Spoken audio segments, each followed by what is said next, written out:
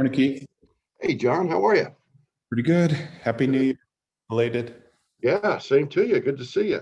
Been a while. So you're in the office, huh? What's that? You're in the office, huh? Yeah. I come in every day. Nice. Yeah. Uh, how's your travel been with all the COVID stuff? Have you been curtailed? Yeah, pretty much. I've been averaging maybe 1 week a month for like project approvals, not necessarily for like biz dev. Right. Companies Gotcha. aren't really doing biz dev much now. Interesting. Yeah. Maybe the last half of the year when folks are going back to the office. I don't Yeah. know. Yeah. We'll give it a minute or two here. We're expecting about 50 people. Okay.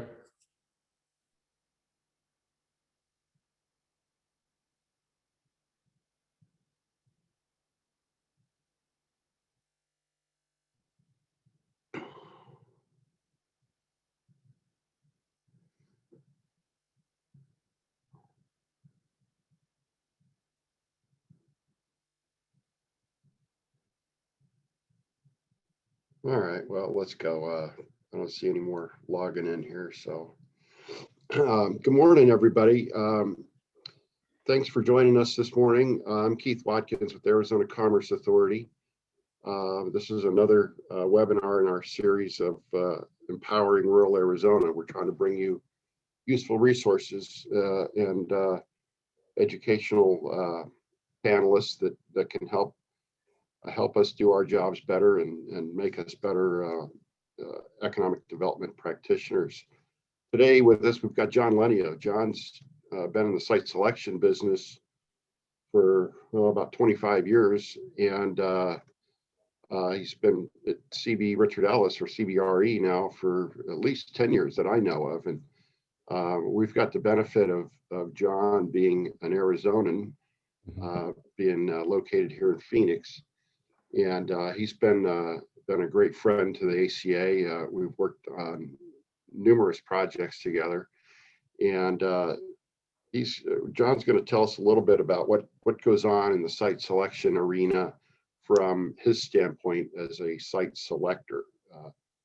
As many of you know, corporations sometimes have corporate vice presidents of real estate or somebody in charge of facilities or strategic initiatives, but a lot of times they outsource that work to people like John. And so John and his colleagues in the site selection arena are essentially our primary customers in the economic development business attraction world. So with that, John, take it away. Sure. Thanks, Keith, and good morning, everybody. I thought what might be helpful context before we get into any like interviews or Q&A is maybe I can give an update on how companies are doing site selection these days, and what the communities and counties need to kind of get ready to do for when a consultant calls on the ACA or even locally. I think from a big picture standpoint, when we're engaged to do a site selection analysis from a client, usually there's a request of we need to open a new industrial building, whether it's distribution or manufacturing, or we need to find a market where we can find 100 contact center associates to serve a nationwide audience. So our job when we're engaged in strategy phase is to build a business case and a site selection analysis that helps a client understand a few things. So we kind of look at site selection. The first step is what's the driver of location? So office uses have different drivers than do industrial. So I'll touch on both. From an office perspective, so these are, if you have like a Verizon Wireless that wants 500 people, their first driver is labor. Does a market have the economic fundamentals to support 100 or 200 or 500 job operation today? does the labor market have the skill sets within the resident population to fill? So in some cases, a client will want, well, we need, Series 7 financial analysts. Looking in, no offense to Flagstaff, if looking between a Flagstaff or a Charlotte, when you look at the numbers, Charlotte has a bigger pool of finance skill sets that a client would want to pull from. So the first driver when we're doing office again is labor. Now, when you focus this then on from an economic development strategy perspective locally, it becomes a question for the communities to decide and actually analyze what skills are within their resident population. So you can back into what other kind of industries and operations might be attractive to a company or a site selection consultant. Now, on the other end of the range for industrial, certainly for like distribution or manufacturing, labor is important, but it's only number 2 on the list. The top one on the list is proximity to customers, to suppliers, and the transportation network. So as an example, let's say we have a California distributor who needs to ship product, from the Inland Empire, or let's just say the Long Beach port, to customers that they have in New Mexico and Texas. So what a client might say is, well, why do I need to be in California? My transportation costs are significant. Can I find a spot in the middle? So that's why we see Arizona seeing a lot of distribution activity in that regard, because we're kind of in the middle, and we're along the major freeways. So whether it's I-40 going east-west, I-10 going east-west, to New Mexico, to Texas, that transportation network and proximity to those customers, in this case, New Mexico and Texas, that's the number 1 driver of, well, where do we look? Now, at that point, then it becomes, all right, now that they've satisfied the transportation piece, are there labor markets within Arizona that can satisfy the need? So for like a distribution facility, are there warehouse workers that have the skills? For a kind of a lower tech manufacturing facility, sometimes companies are looking for repair techs or maintenance techs. Are those skill sets within any individual markets that a company can pull from? So when we look at site selection, then it's, we talked about office on the labor side only. Industrial is first, transportation, proximity to customers, then labor. So that gets you in the game. So at that point, when we do that analysis, then it becomes, all right, we've kind of filtered all the major MSAs within a region or within the state of Arizona. That becomes our short list. That's what kind of gets us in the game. So that's the first key, is getting on the list. Correct. Right. And you do that analysis internally. I'm asking the question, do you do that analysis internally using your own databases and other public sources of information before you reach out to the communities? Correct. This is all really desktop review. So, the typical data that everybody pulls from BLS, Census Bureau, old AZ, DES, I forgot the new name now. Right. Esri has, certain forecasts of all this data. So the client wants to know in a very, I think, concise manner, what's the data-driven outcome from 300 MSAs or 50 states down to a short list. Now, not all consultants are like that. Some consultants just don't have the data or the analytical firepower to actually put that site selection together. So how this helps you all from an economic development point of view is you actually might have to be the provider of the data and the provider of the findings to consultants or even companies that call direct. Because, from that end of the spectrum, there's a sophistication end, which where CB is and some of our peers.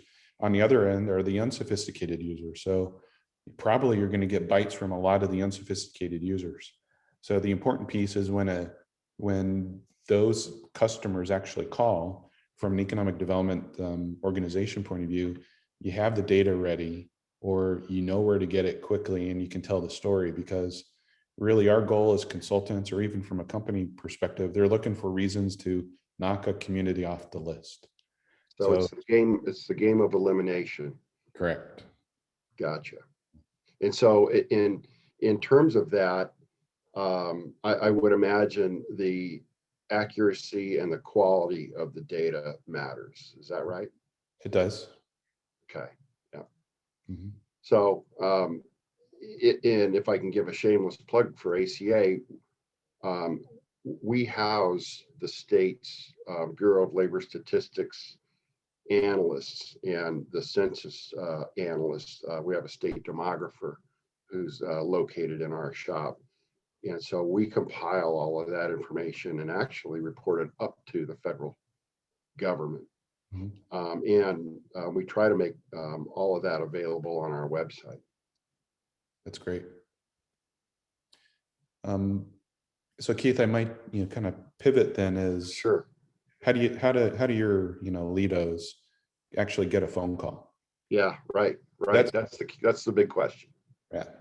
So it's the data piece, having, good solid data that's available. It's great that you have a centralized resource for your community partners.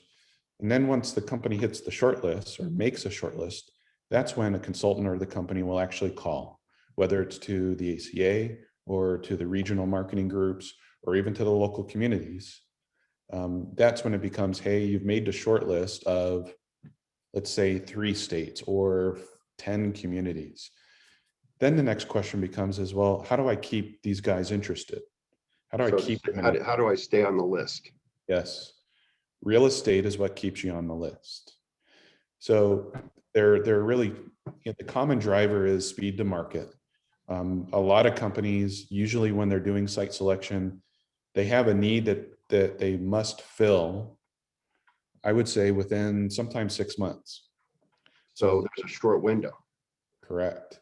So which means for a good chunk of clients, there needs to be existing office or industrial product that's available to be able to, lease or buy.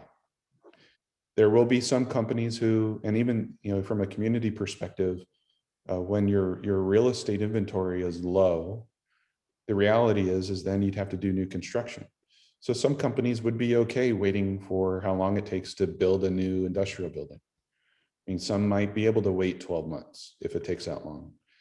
But in the case of new construction, where that's your only choice, then the query is going to be, all right, do you have development ready land that's zoned and entitled that we can start building, so that if, they decide on community X, can they get going quickly? So speed to market is key then. Speed to market and just knowing what your inventory is. Because a lot of times when we run these site selection projects, especially in the rural parts of the US, this isn't just an Arizona thing, the communities don't know what they have as their assets. And so what happens is, let's just say we shortlist a rural county in Georgia for a big distribution center.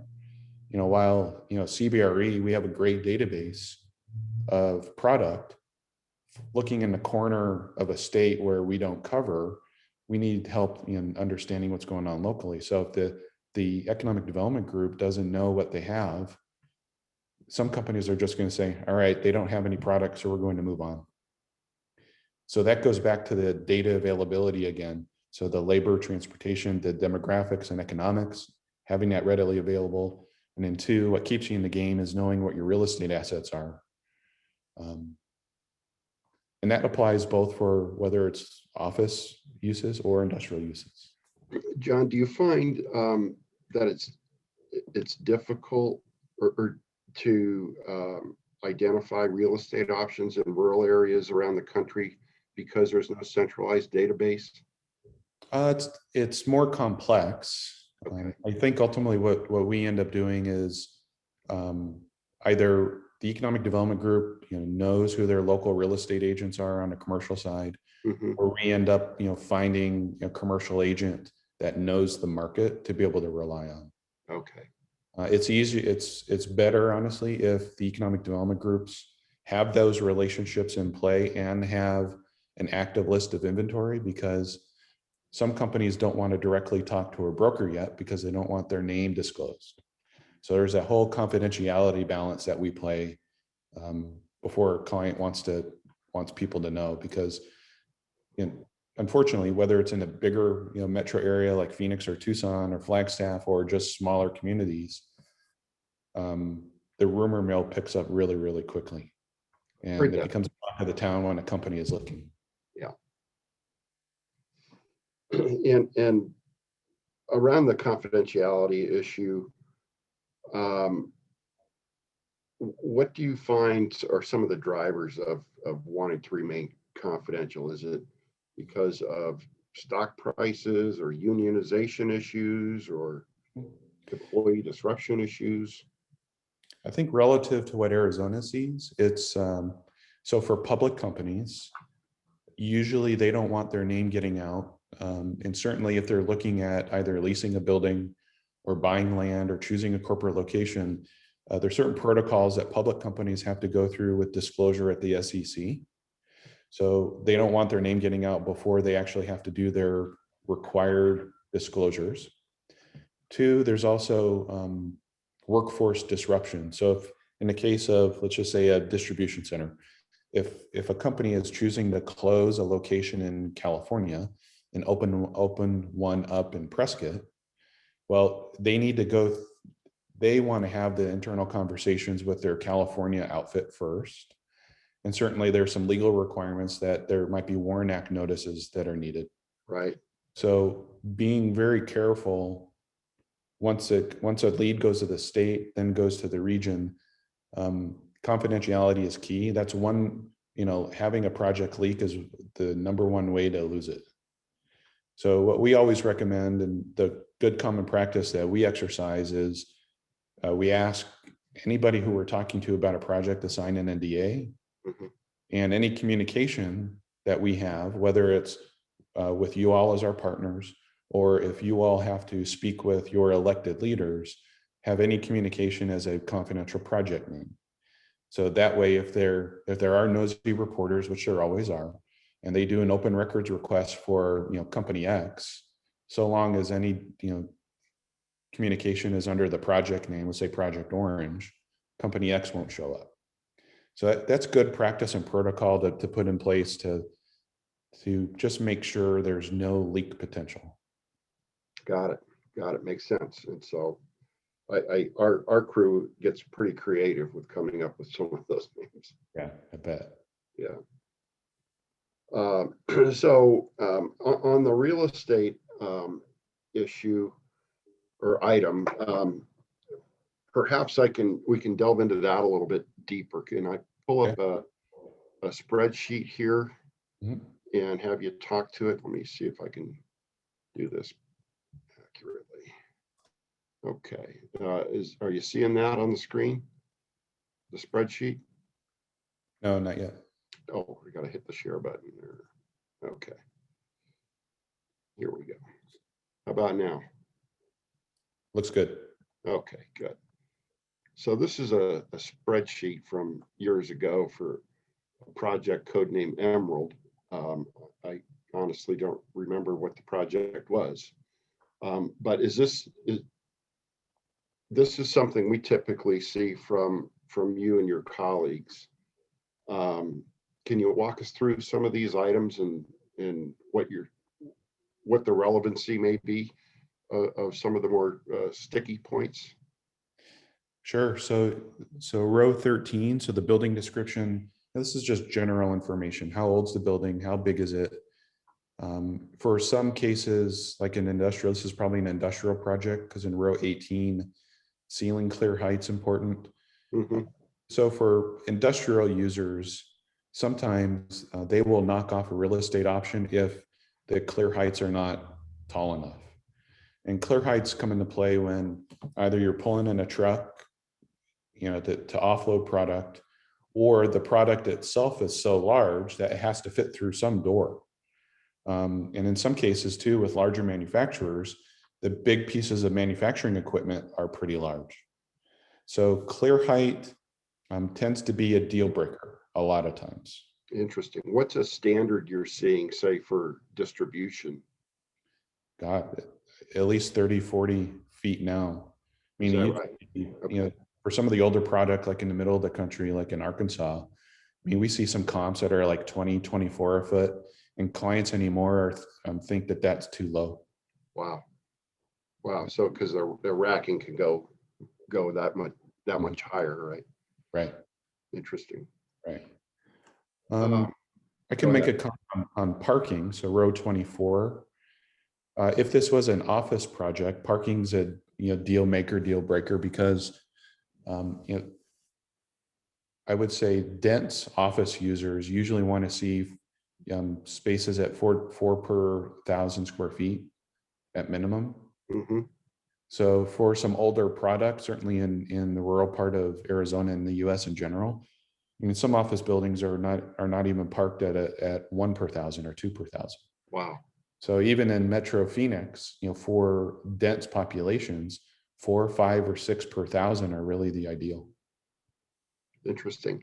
Now, in rural Arizona, there's a handful of former grocery store buildings Mhm. and big box retailers. Do those make for decent call center operations, Yeah, given the large parking ratio? absolutely.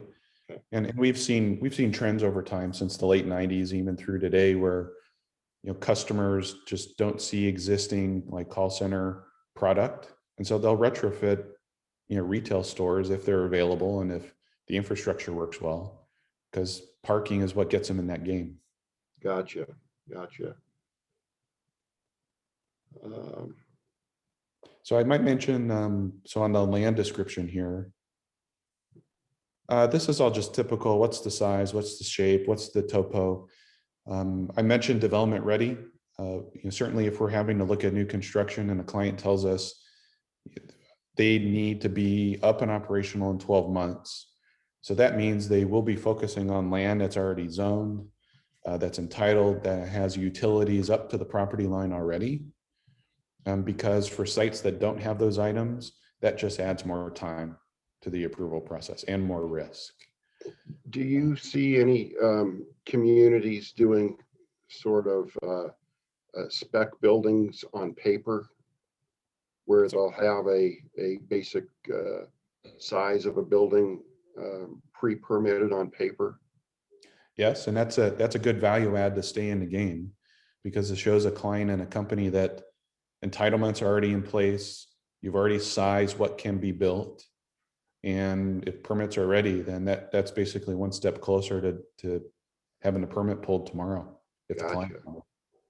So that is a value add to consider. In some cases, just when we look at like topo, and this isn't a huge issue in Arizona, but when you go back east where there's a lot of wetlands, some companies will look at a piece of property and say, all right, I have 20 acres, but only 10 acres is developable because I have a wetlands going through my project, and that adds to more permitting time. I give that as an example so that if there are any site issues that prohibit a client from building a building or a parking lot on a portion of a site, they need to know that ahead of time, because that could Yeah. make or break the opportunity. Yeah, and like out here, we have flood zone issues and floodplain issues to plan around. Exactly.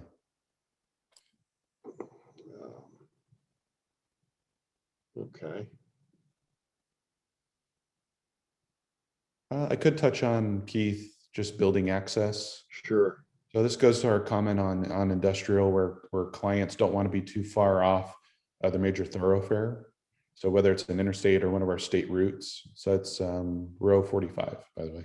45. Okay, here we go.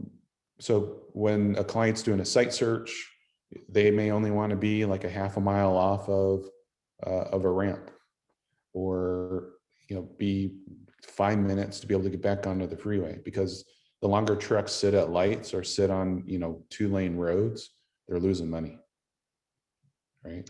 Yeah, So good thing to remember. mhm. One of the things we find pretty frequently around here is the proximity to Sky Harbor seems to knock out a lot of the rural communities. How do we get around that, or can we? I don't think you can. Yeah. You're sometimes geographically unlucky if you're Safford. No offense to the Safford team.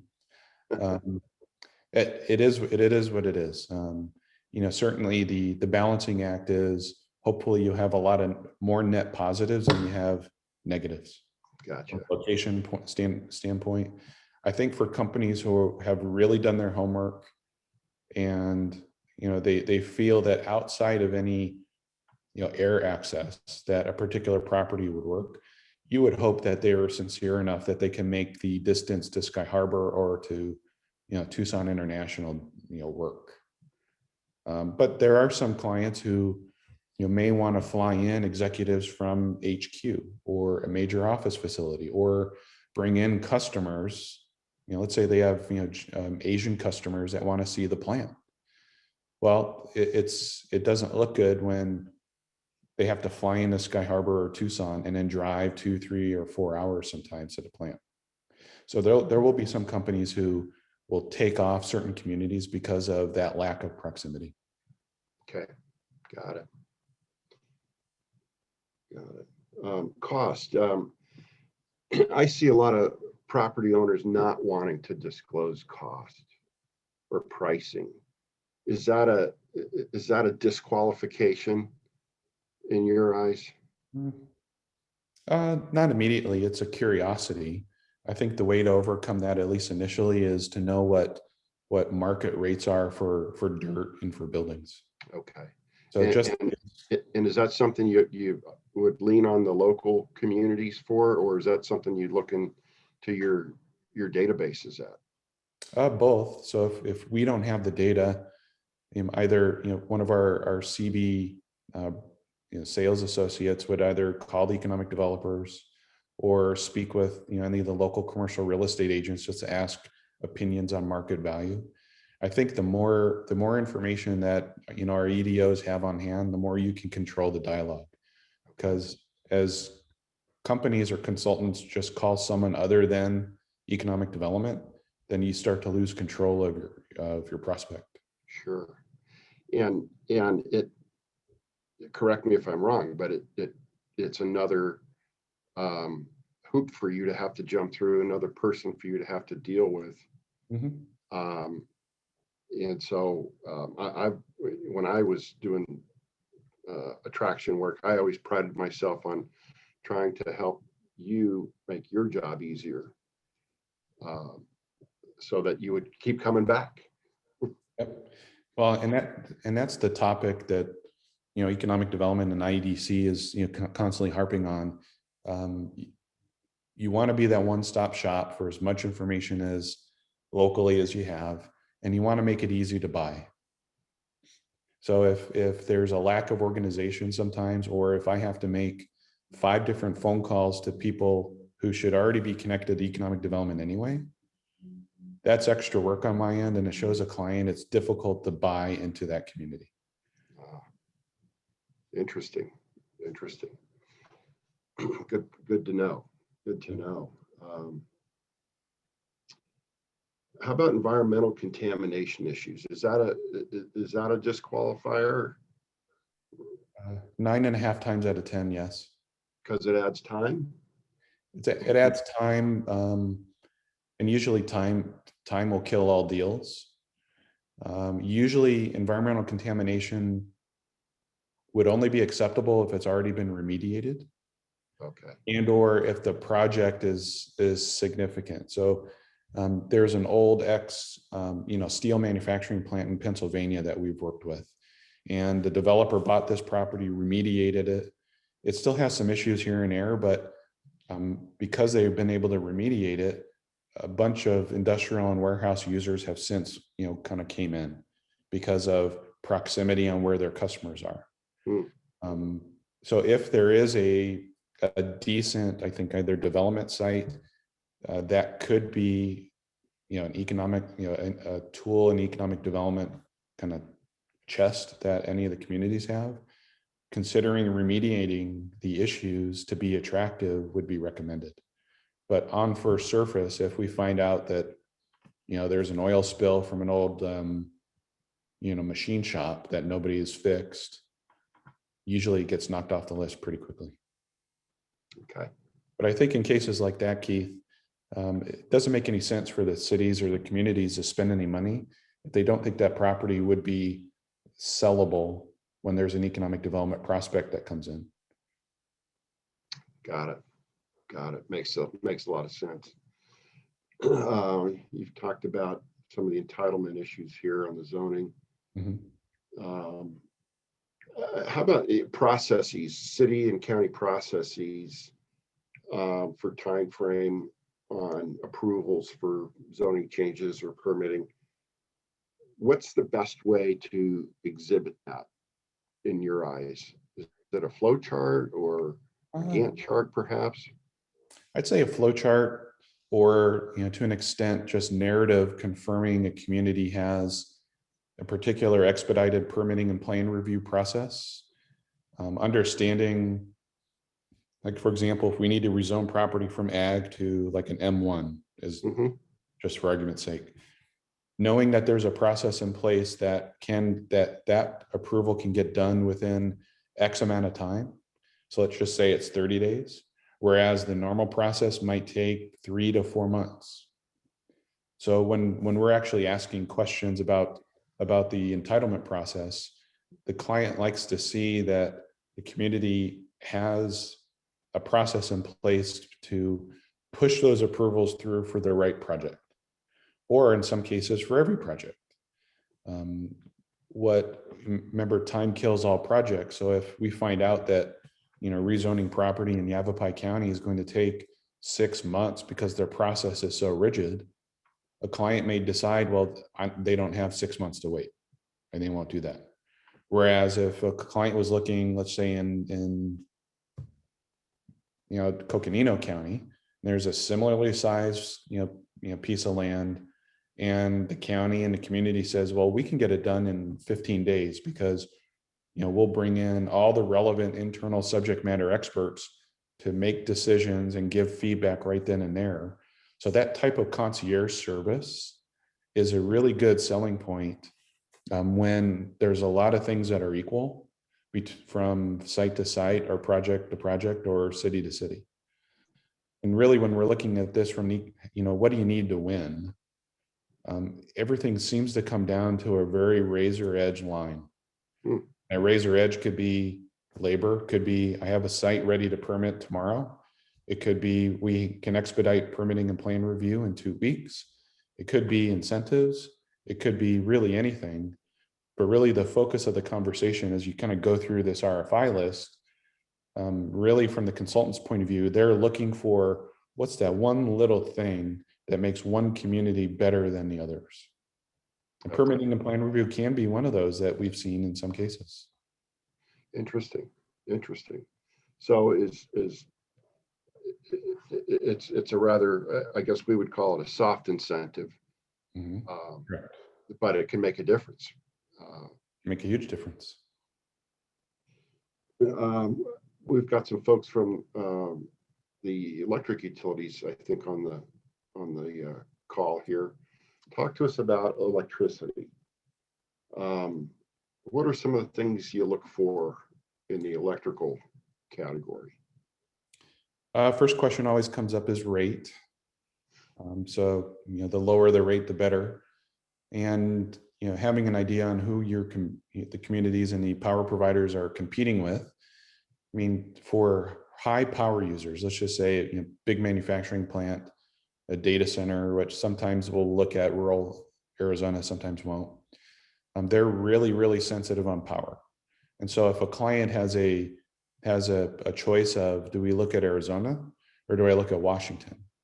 All things being equal, I might be looking at 9-cent power in Arizona versus 3-cent power in Washington because it's more hydro generated. So power rate is important when a client has a number of options to consider. Having load that's available to the site that's either served by a transformer or the erector set power lines, bringing in generation and transmission to a site. I mean that's a deal breaker, deal maker. So going back to the land piece, even if we found a good sized property that had all the entitlements and water and sewer up to the site, but power is not adequately provided. Let's say a client needed 3 megawatt service, and the power provider say, well, it's going to take us 2 years to bring you service. That goes back to the time of the essence theme that we've talked about. That will kill an opportunity. So I think from the power providers to have I think fingertip access on what's available in a particular market to a particular site. And when a consultant or a company asks these kind of questions, having them readily available is very, very important. And and I would mention that the electricity rate it's one of those items that could make or break it. It all depends on what your relative comparison is. If it's just like Arizona versus New Mexico, well, maybe the spread's not that bad. But obviously, companies don't want to overpay. Sure. Right? Reliability of power. Reliability is important. Certainly, as everybody reads about Texas right now. Reliability is key. What pops up more and more now with manufacturers and even other public companies is the renewable energy mix for generation. Mm-hmm. Some companies are wanting they're edging to more non-carbon generations of power. So from competitors to the utilities in our state, like the Dukes of the world, the back east, they're investing heavily in wind and solar and nuclear and veering away from any natural gas or coal generation sources of energy. So knowing what our renewable energy mix is for the local power provider is important. It could be a good selling point for those companies that care. But it seems like more and more companies are asking that renewable question as the years go on. Good to know. It's going to be hard to avoid it, I think. Yeah, we've seen that with a number of the projects we've been working on too. That is becoming more and more of a standard to meet. Yeah. Water. I guess this is probably going to vary based on the type of user you have. Mm-hmm. How about the size of the line and the cost? Are those big deciding factors for you or no? They can be when a site's been qualified and all the other items above row 67 have been I think counted on and validated and verified.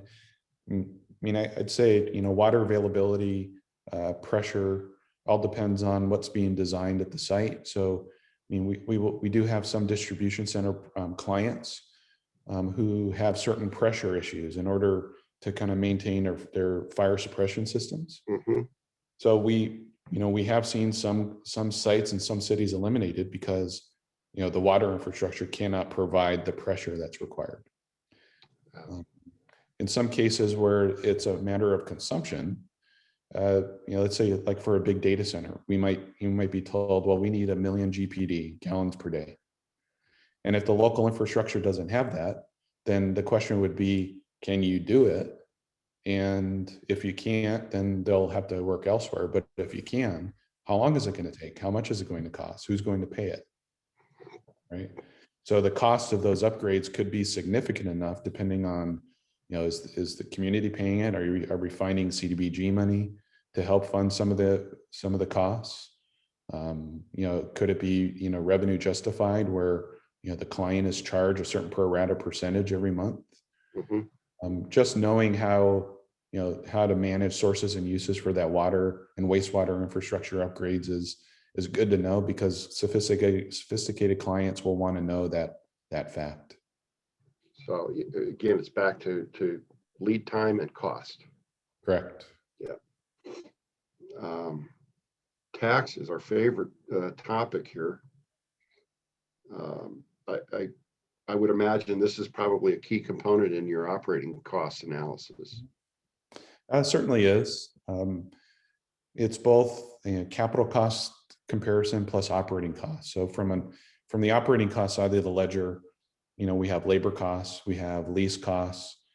You'll have sales taxes on purchases of furniture, manufacturing equipment, IT equipment, sales taxes on construction materials, real and personal property taxes will become a big thing depending on the size of the project.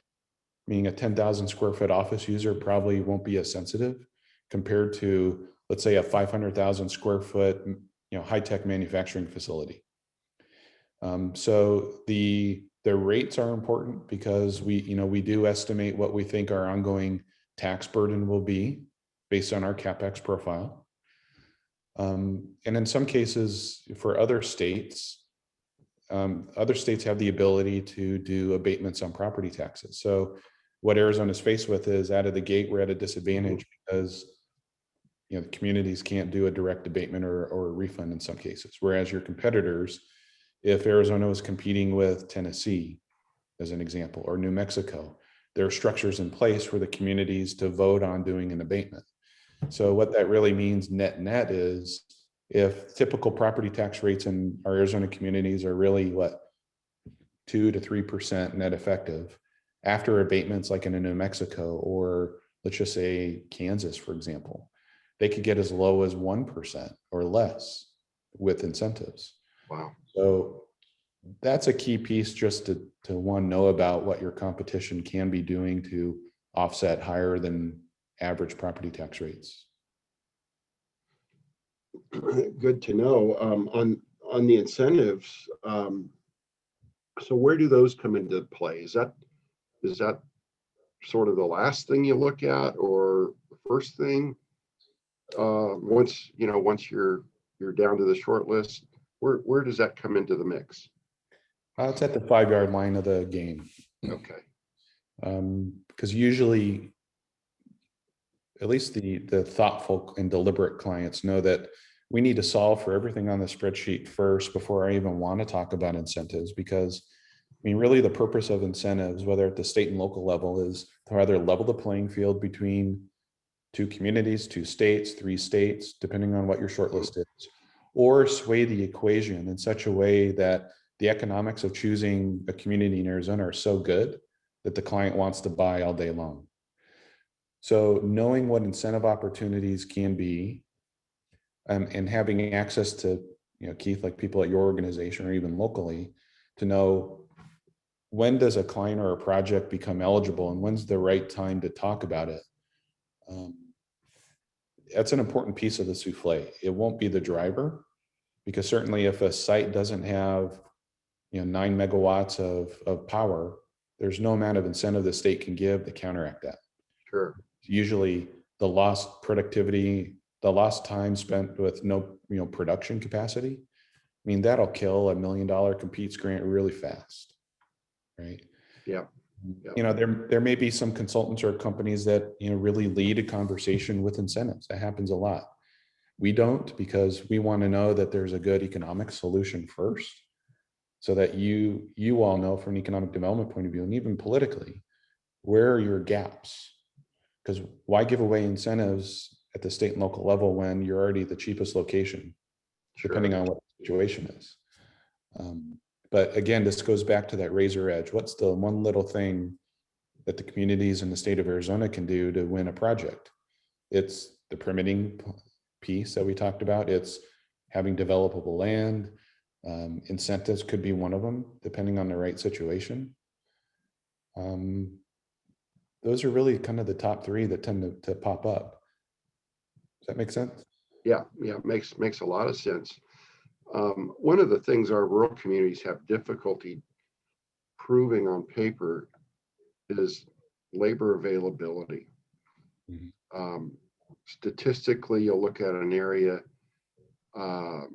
Snowflake, Arizona, for instance, and the demographics, may show 25,000 people. However, if you expand the commute shed, you can pull in a lot more. And I think typically people in rural areas are willing to drive farther for an opportunity. How best should communities go about proving up their labor shed? So around the U.S., some regional groups, or even states for that matter, will do surveys. So in that Snowflake example, doing surveys with the major employers, I ask people, how far do they drive? That's a key piece. if we were making a phone call as a consultant, I didn't know anything about Snowflake, and somebody told me, yeah, in my analysis, we just looked at the MSA, and in Snowflake, that entire MSA or micro MSA, micro statistical area, heck, might be a 10-mile drive time. Mhm. But if someone tells me, well, John, you can actually pull people who are willing to drive 60, 70, 80 miles, most people won't believe it because they're not used to that, especially if they come from bigger metro areas. So having some type of either data source or anecdotes from a study or from other clients, or excuse me, clients or companies within a particular town or city, that's helpful to show that, from an economic developer's point of view, we're just not making stuff up. We actually have something that's data or information derived. So I think in that case, then you have something to sell, because that expands your labor market from what might be 25,000 people to 150,000. The downside, though, is when companies and even consultants are doing their data review, they don't know that when they're looking at BLS data. In order to do like apples to apples, the consultants are going to just say, all right, usually on average, a 20-mile radius is fair. Well, what happens is, and they're doing that desktop review before a community is even contacted. Snowflake in that example, they're not going to show up on the list because the population and labor force size is so small. Yeah. There's good and bad with that. It's, I think, hoping to get called to begin with, and then being able to tell the story to expand, the labor market attributes is really what the key is.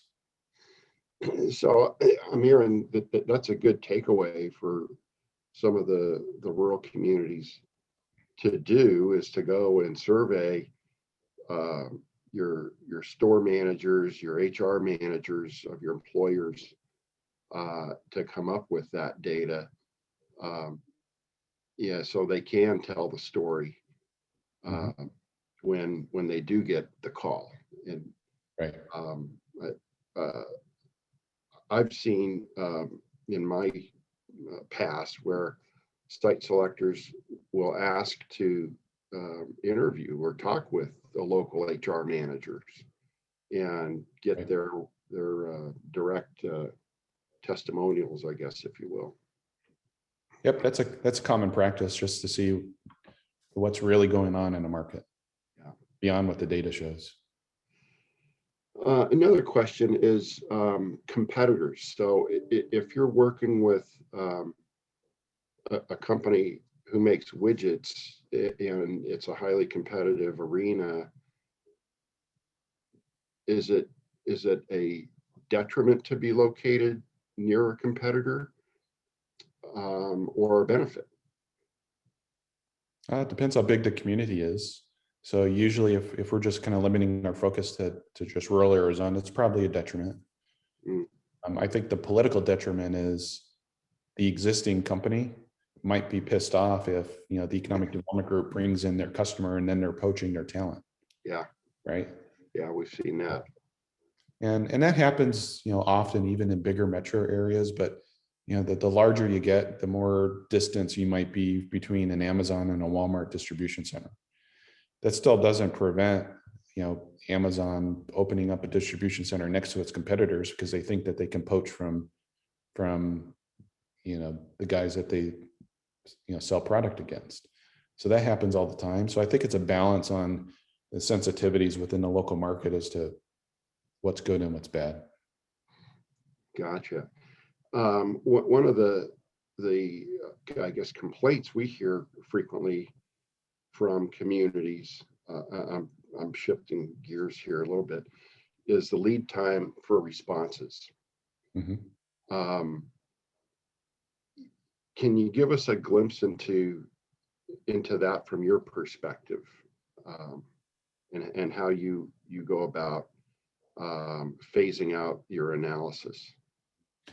Well, we like to take practice of giving 2 weeks because that usually feels comfortable.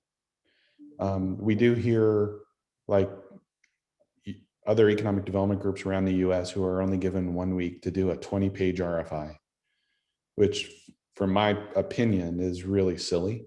because even for robust research organizations, doing that quickly, I mean, like a GPEC might be able to do it, they might not, just based on volume. So it becomes harder for our rural team, your rural team, Keith, to kind of manage that. I think the best you can do is get ready with the data and information that we've kind of talked about today.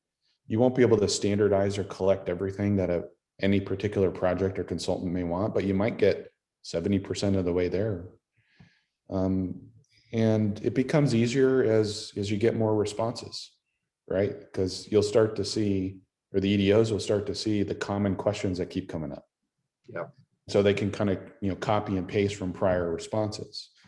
So, the best way I think to respond to a consultant or a company who gives an unrealistic time frame is to give them a realistic time frame and express, we either have this info or we will get it quickly, but we need 2 weeks. And there's nothing wrong with just countering, saying that we need more time. But I would recommend against saying,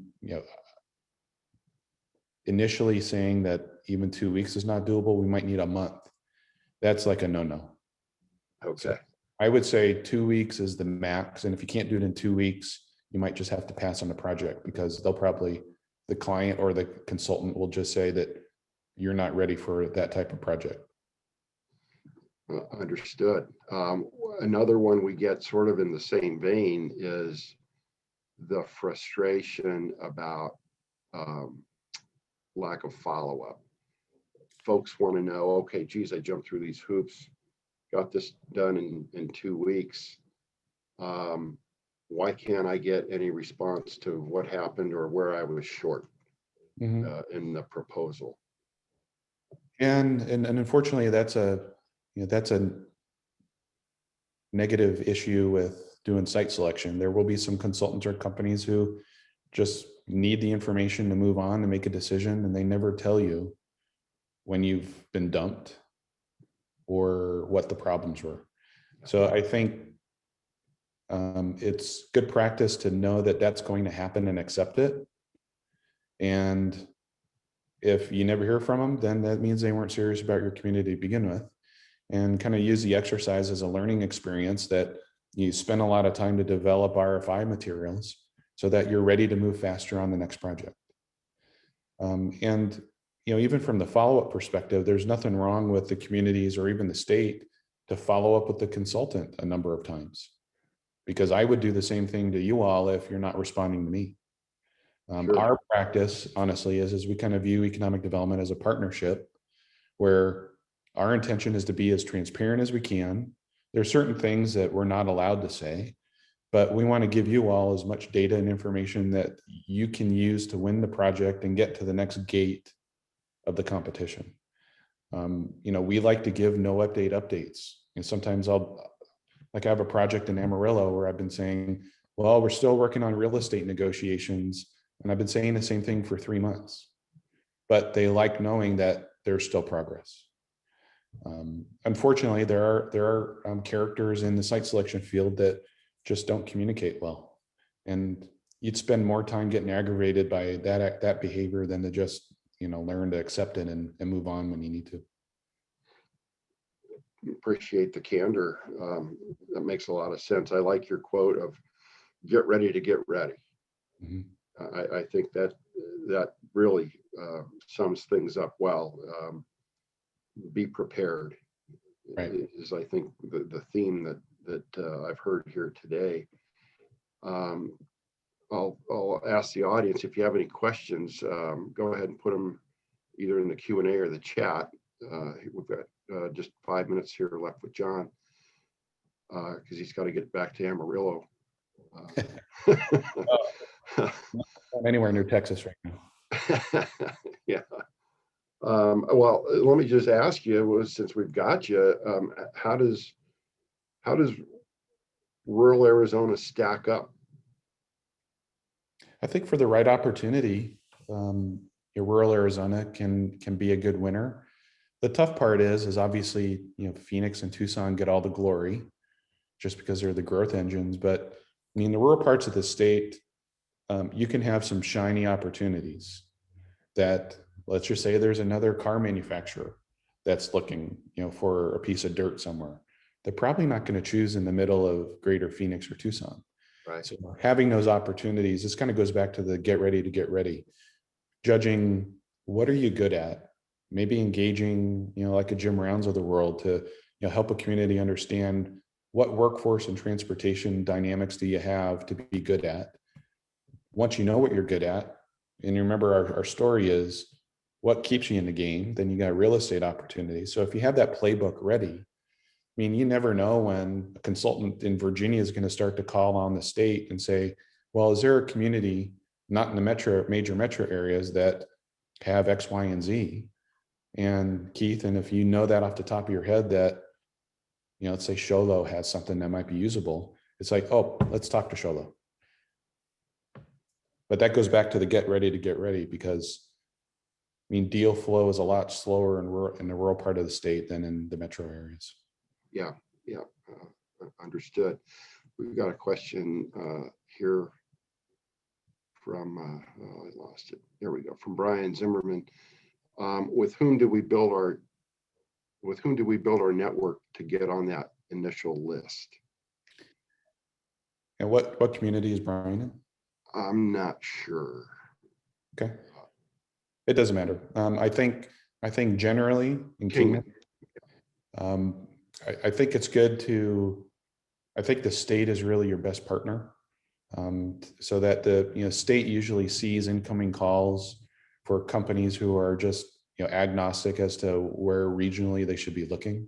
So I think making sure the state reps know what your value proposition is, Brian, what opportunities you're looking to seek, so that Keith, when you and your team get a RFI of, well, show me a non-metro area community that has 100,000 people that might be able to do a 50,000 square feet industrial product.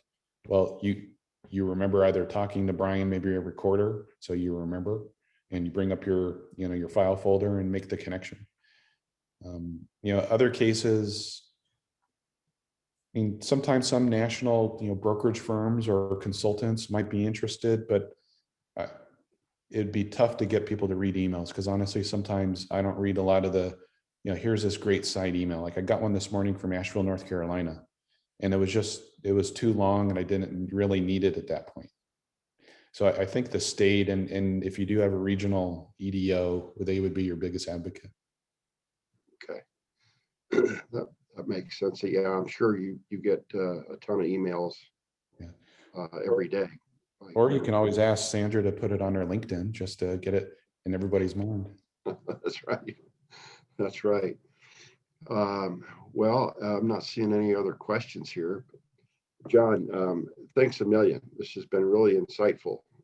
Pleasure. For us. Really appreciate it, and appreciated your friendship and partnership over the years. So thank you for your time and your wisdom today. You're welcome. And CBRE is always a good resource for anybody within the state. So we're happy to help when we can. Great. Okay. Thank you, John. Have a good day. Have a good day, guys. Bye-bye.